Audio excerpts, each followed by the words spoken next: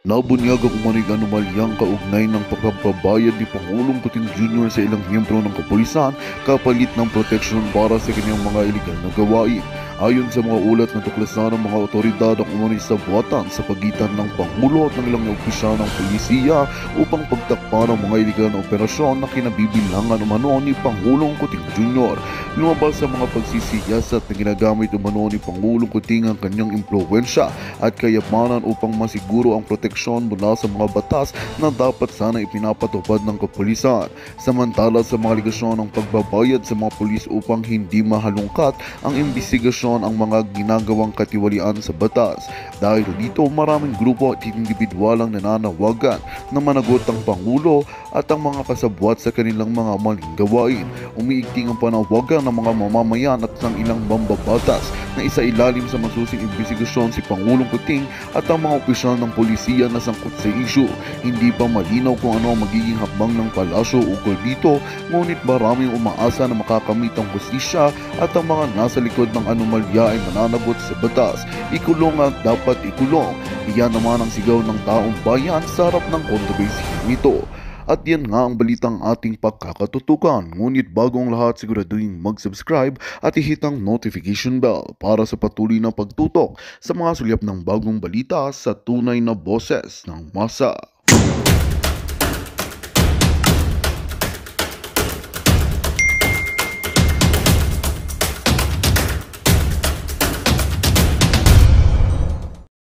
Ito sa DOJ, is that available to me? Yes po, available yan sa'yo. What if yung DOJ hindi pag-rule sa akin? We can go on certiorari to the Court of Appeals. That is po a remedy available under the law. If you would read the Ser Corbito case against Senator Panfilo Lacson, that was availed of by Senator Panfilo Lacson, that was availed of by Senator Gregorio Honasan, that was availed of by Satoru Campo and even Lisa Mapa also availed of that. Galing No? talaga So ni sana Atty. may intindihan Bravo, niyo po. Atty. Torion. Especially Bravo. si Kabayan Noli Di Castro, in-interview niya ako. Sige sila hingi ng request sa akin, interviewin, bastusin lang pala ako dun. Hindi siya kasi makaintindi, pasensya na po Kuya Noli, I highly respect you, no? Hindi siya makaintindi na may right talaga yung akusado na mag-insist na inosente siya even if he will not face the case. Kung hindi yan present under the law, no? Di pa-disbar ninyo ako kung hindi totoo itong sinasabi ko. Oo. Meron kasi yan. And if the accused would avail of that right, then respect it, no? Respect it. It may be an uncomfortable choice. Ito nga, tingnan nyo, anong ginagawa nyo. Ang galing, magaling po. A choice. So do not tell my client, you should face, you should surrender, you should surrender. Tingnan natin kung isa sa inyo maakusa ng murder tsaka hindi nyo talaga ginawa or human trafficking na non-bailable. Sasabihin ninyo, ano kayang number ni Atty. Torion? Tatawagan ko ngayon at magpatulong ako. No? Do not condemn us lawyers. Because when you face cases later on, you would look for persons like Atty. Torion who will defend you to the best of his abilities. Yan lang po. I am open to questions now. Good following this court Manila Times trend. I'd like to ask if that threatening incident kanina was after the search sa particular. While undergoing the search. Kaya nga tinawagan si Attorney K, si Attorney K kasi magandang lawyer yan, matalino. Pero babae, no? I have nothing against women. So, yun, devoted member po ng KOJC. So, yun nga, ewan ko bakit dumaan sa kanya at tinawagan, nagpanik yung bata. Biruin mo, devoted member ng KOJC at you would threaten her na kung hindi kayo mag-negotiate, bubumbahin namin yung cathedral ninyo. Hindi naman tama yun. Identify the police officer. I will have to ask Attorney K. Lorente as to the identity of that police officer. After the cathedral, saan na po magsisearch I am incompetent to answer that. You should ask Attorney si General Torre Baka Matalino si Attorney Tony yun, matalino. dito na naman siguro sa mga grounds namin kasi magaganda ito mga Bermuda namin eh. Gusto siguro nilang sirain ito. So may nakapagsabi nga sa akin na they have the intention of turning KOJC compound into the ruins. No, sana naman hindi. Sana naman hindi. I will not also identify as to who supplied that information because this time Marites po yun. Yes, sir. Johnson from ABS. Yes, sir. Paano nagkaroon ng contact si policeman na tumawag kay Atty. Torres? Yung policeman kasi nakausap na niya yan before, no? Nakausap na niya. Probably po kasi si Attorney Laurente po yung sumasama sa kada area na hinahanapan nila ng heartbeat. Oo. So naging kaibigan na kasi sila. So anytime po kasi na gusto nila pumunta sa isang area, si Attorney Laurente lang po yung pwedeng sumama. So nagkataon po na wala siya ngayon, wala siya dito sa Davao. So ibang lawyer po yung nag-assist. May sa picture kanila. ba tayo ni Attorney K? Baka pwede mapakita. Oo. Yes. Identify the policeman. I'm sure. Hindi natin sure. I'm not sure as to that. I will have to ask Attorney K. Lorente as to that, no? In order to be very truthful on the matter. Yes, sir.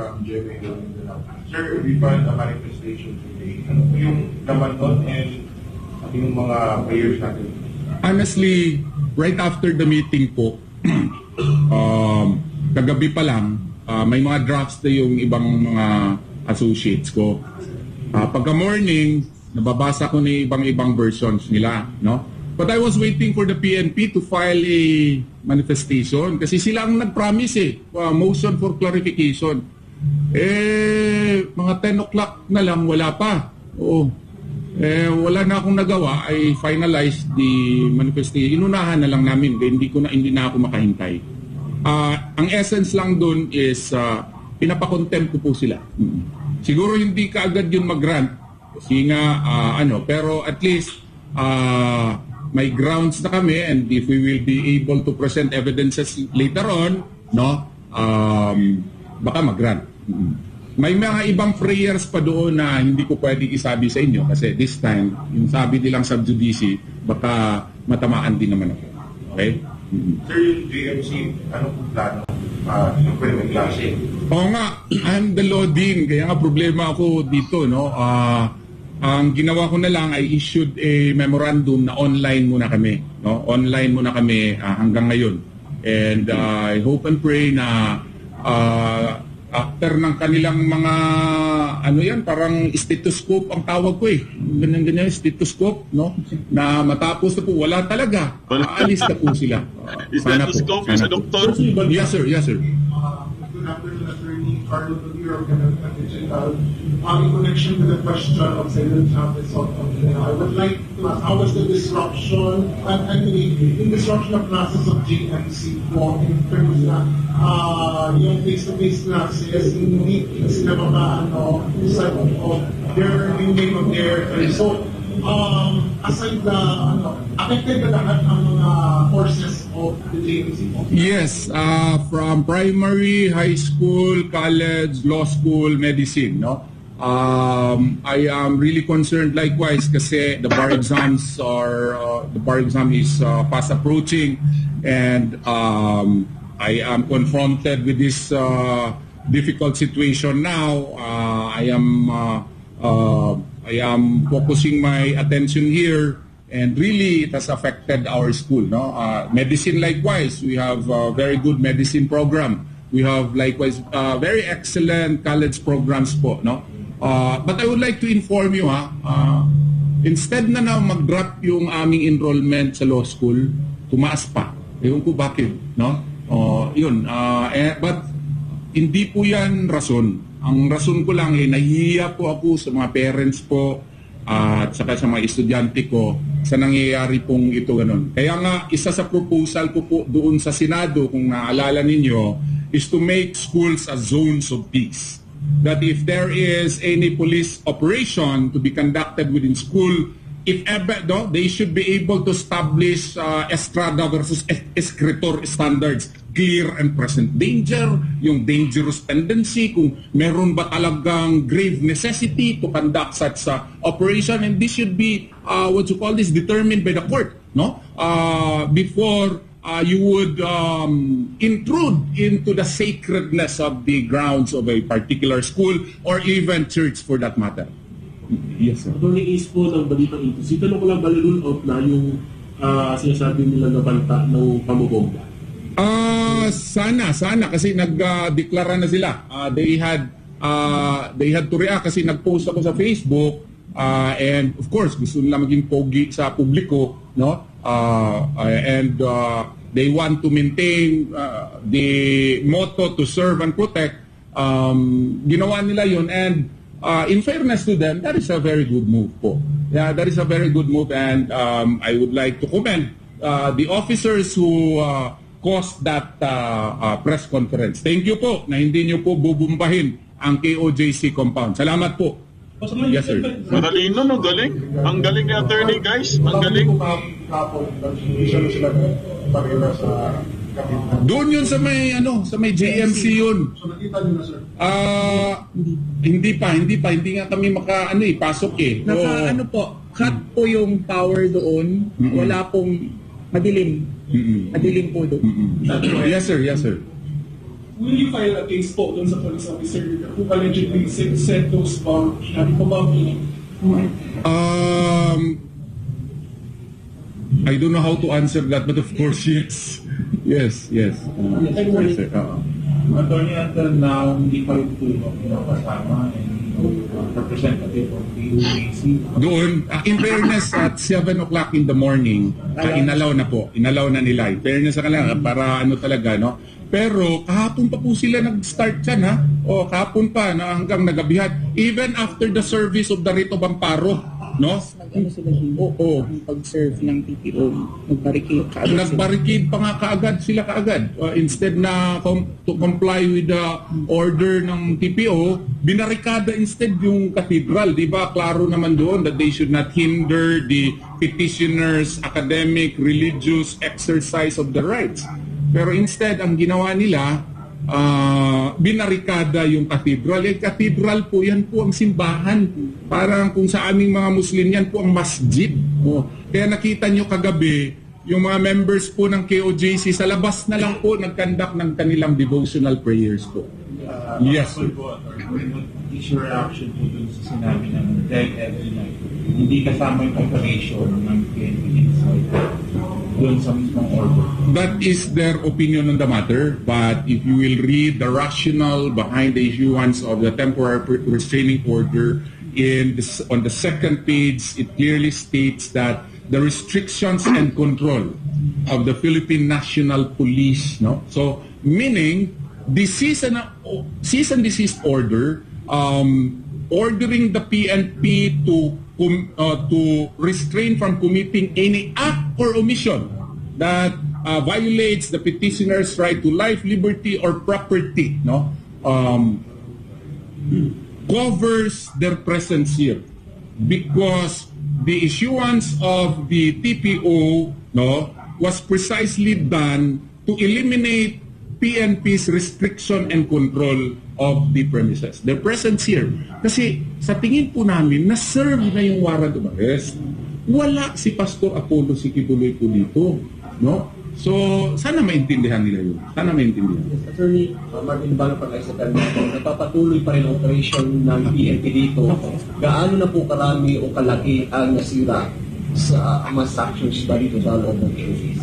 I will let Eunice answer that. We still need to identify po. Kasi kailangan kasi namin tingnan po every area, every structure, kung ano po yung, lalo na po yung doon sa baba, sa basement. So kailangan pa namin i-check kung saan talaga sila nag-drill doon, because meron talaga. Narinig talaga namin from the ground floor na meron talaga ng di-drill sa baba. So hindi pa namin siya na-check as of this moment, kasi nga tulad ng sa cathedral, hindi talaga sila nagpapapasok kagabi.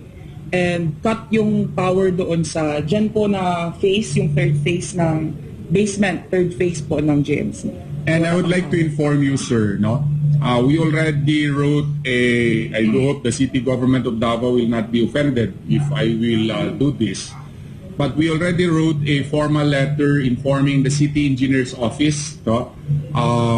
Requesting for immediate assistance, because if you will read the National Building Code of the Philippines, no? Any and all plans to alter or the structures of a particular structure rather, that requires a permit from the city engineer's office. And the last time I checked, I may be wrong, no? The city engineer can actually issue a cease and desist order. Why do I have to do that?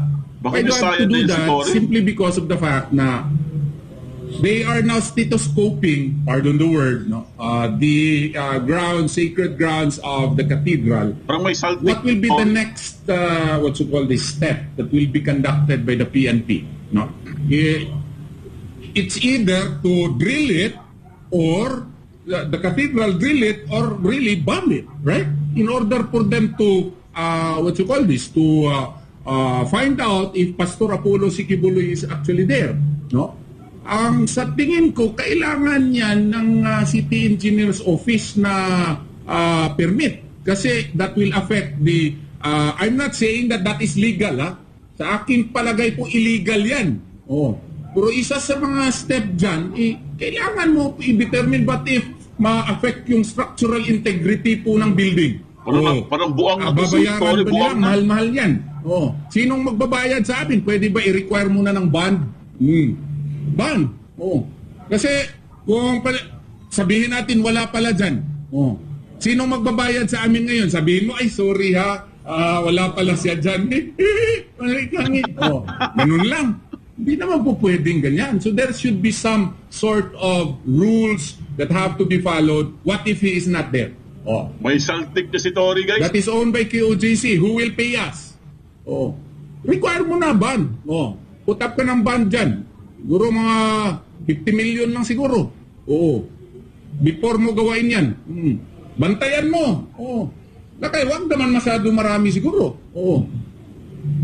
Pwede tayo mag-propose ganyan siguro. Of course, subject to the approval of the Board of Administrators. Pero labas kayo. Pwede natin pag-usapan yan.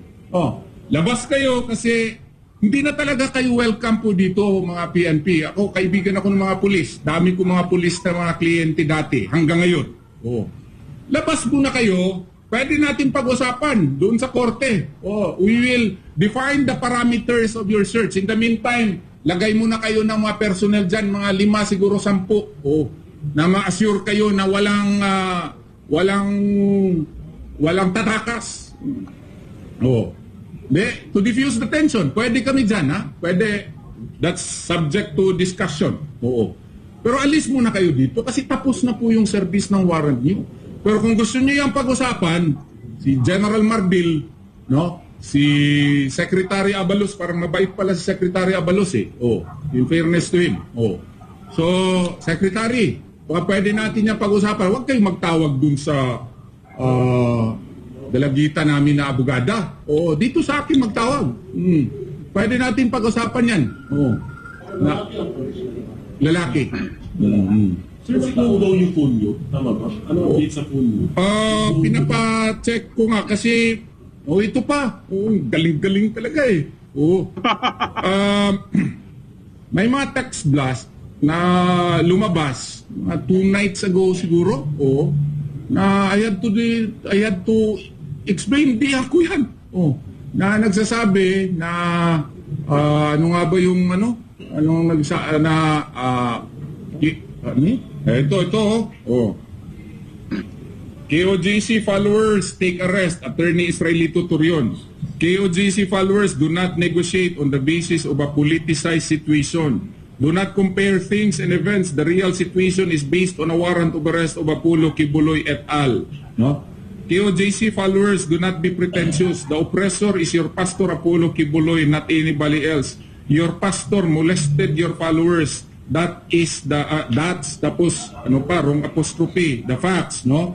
Your pastor made a mental conditioning / framing for you to follow and give your body to him. That's, tapos wrong apostrophe, that's the facts, no more, no less. The background of the situation at first, pastor was a plain preacher and now he has a huge amount of properties and money, a self-declared son of God, Attorney Torion. So, tinext blast ito, ang daming mga members ang nakatanggap, no? So, hindi ko naman ginamit yun, no? Hindi naman ako ang nag-text nun. So they really have this capability, no, to perhaps clone your phone and then text para to divide and rule. Wag na tayo wag na yung mga tactic din, mga boss, commander, yung mga tactic na meron kayong isang buwa na siya ang nagbigay sa amin ng information na nandyan talaga si pastor. Sir, hindi na po bibenta sa amin yan. Sa akin, divide and rule tactic yan. Kung pwede, pag-usapan natin ng diretsahan.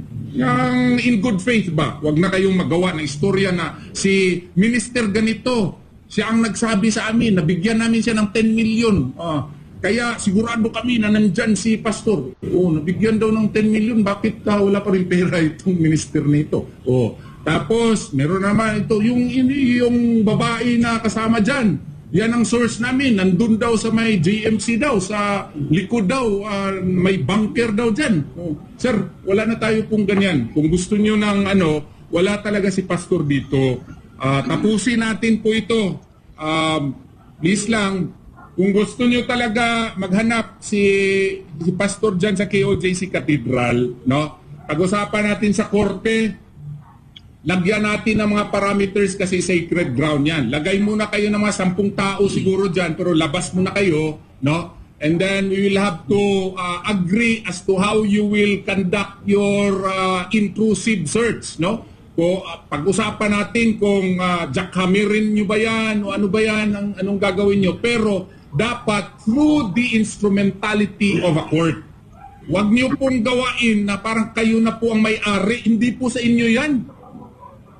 Hindi po sa inyo yan. Pagmamay-ari po yan ng KOJC, product yan sa dugo, pawis at perwesyo po ng 7 million members ng KOJC.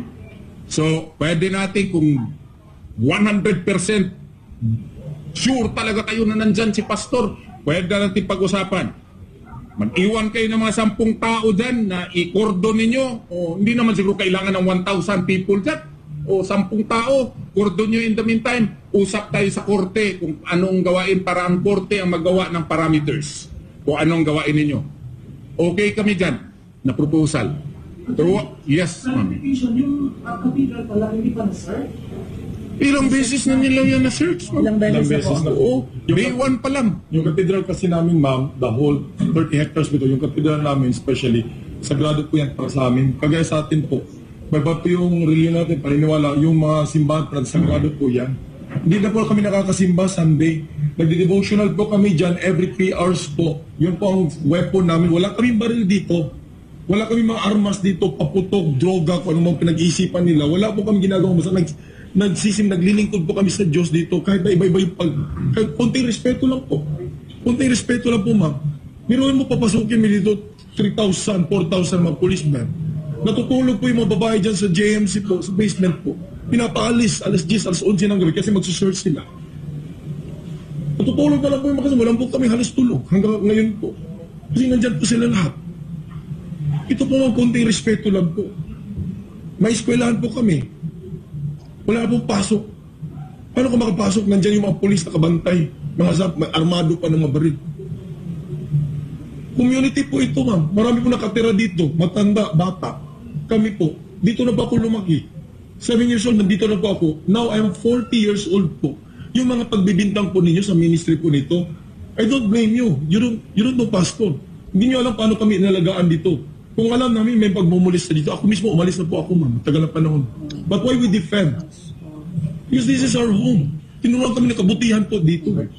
May isa po na kasama, wala pong tinuro sa amin dito, mga ma'am, mga sir. For 40 years po, nakatira po kami dito, itong compound na ito. For the past administration, Wala pong ganito nangyari. Ngayon lang po. Gusto lang kami nitong lugar po namin. Gusto lang, kasi itong ginagawa, hindi na po ito search warrant o warrant arrest. This is invasion po. Invasion. Gusto lang kami lahat po na nandito ng pagmamayari po ng kingdom. Not even a single property named under Pastor Apollo Sikip. This is under Kingdom of Jesus Christ. Kaya kami lahat dito, taga-Kingdom of Jesus Christ, member ka man, full-time worker, nandito kami to defend po our place. Bahay po ninyo, ma'am. Sige po. Sir, bahay po ninyo, sir. Magsiserve po ng warrant. Hindi na alis, nandyan na. Ito, ma'am, kahit saan sila dumudura. Hindi kami dumudura dito. May rules, house rules po kami. Kasi sagrado, holy po ito, banal po ito sa amin. Kahit saan po may naninigarilyo pa po. May nagtatanggal po ng damit nila na parang bahay na nila. Binastos po ninyo yung lugar namin. Pinapasok po namin kasi sabi nyo, ayaw nyo gulo, you are just following orders. Okay, sir.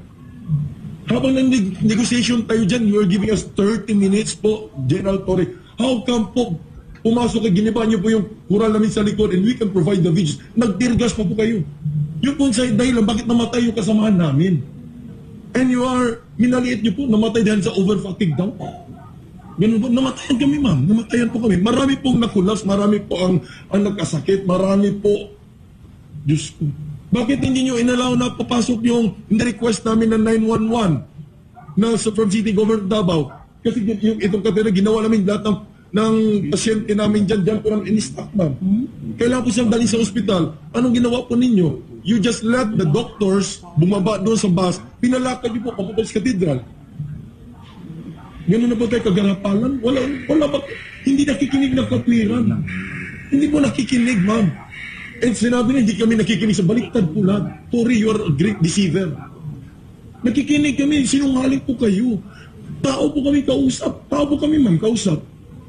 Kasi sumusunod po kami sa batas. Siya po ang hindi sumusunod sa batas.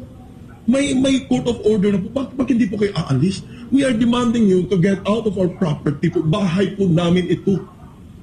Bahay po namin ito, ma'am. Dito kami nakatira. We will not give in at give up na, sige, bahala. Hindi po. Hindi po ganun. Try nyo, kung sa inyo po ito mangyari, mga ma'am, mga sir. Kung sa inyo po ito mangyari, marami mong bata dito.